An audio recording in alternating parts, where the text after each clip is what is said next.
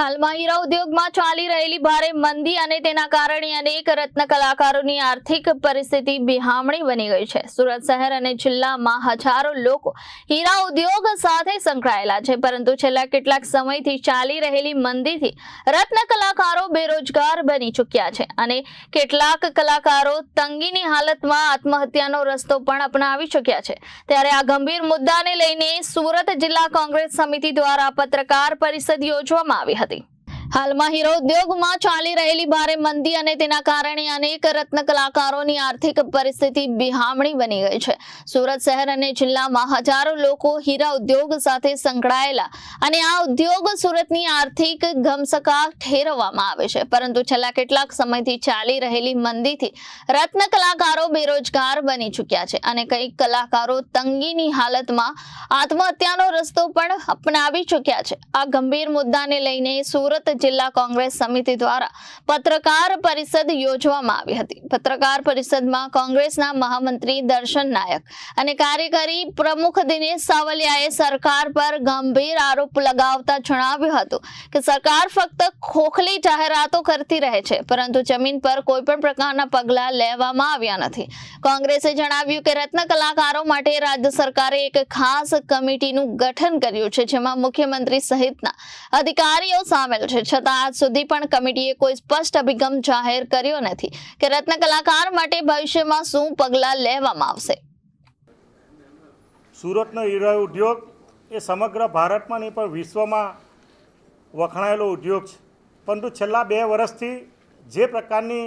મંદીના માહોલની પરિસ્થિતિ ઊભી થઈ છે, એના કારણે છેલ્લા 2 વર્ષમાં તમે જો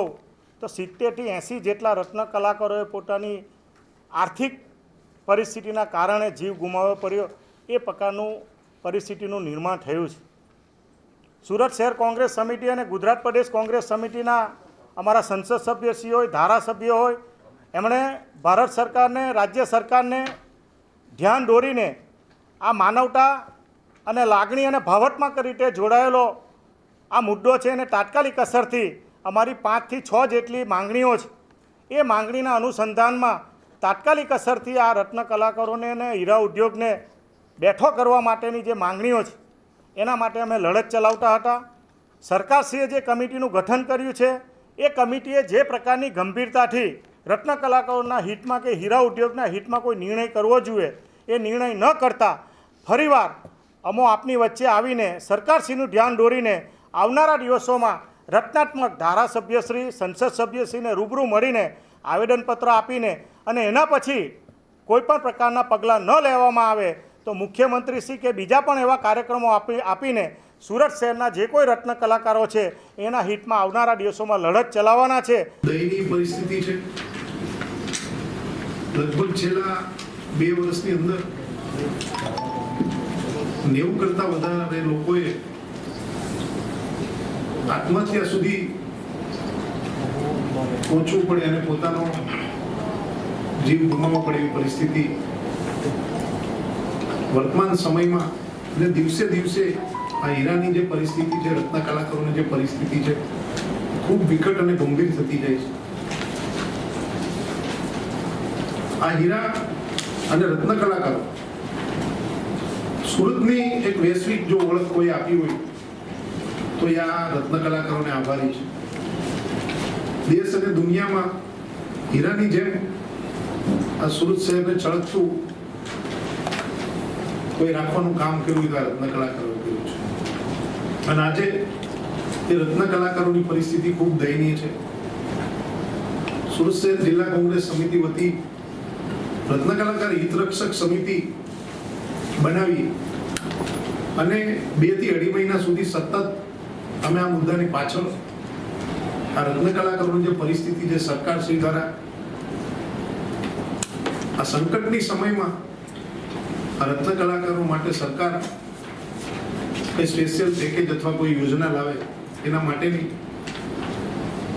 અમારી જે લડાઈ હતી રત્ન કલાકારો માટે, સરકાર દ્વારા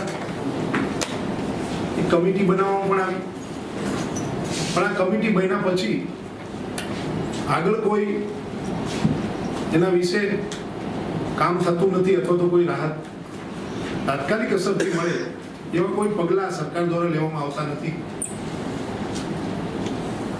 તો આવનારા સમયની અંદર સુરત શહેર જિલ્લા કોંગ્રેસ સમિતિ આ રત્ન કલાકારોને એના હિત માટે અને હવે પછી કોઈ પોતાનો વારસો ગુમાવવો ન પડે, પોતાનો કોઈ જીવ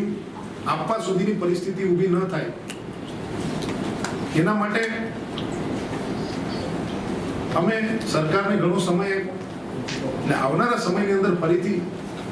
આ રત્ન કલાકારો વતી જે કંઈ પણ કાર્યક્રમો આપવા પડે એ આપી અને સરકાર જે રત્ન કલાકારોને ખાસ પેકેજ અથવા તો અમારી જુદી જુદી જે માંગણીઓ છે રત્ન કલાકારો વતી એમને પૂરી કરવામાં આવે. Reporter Arvind Rathod, Janadesh news, Surat.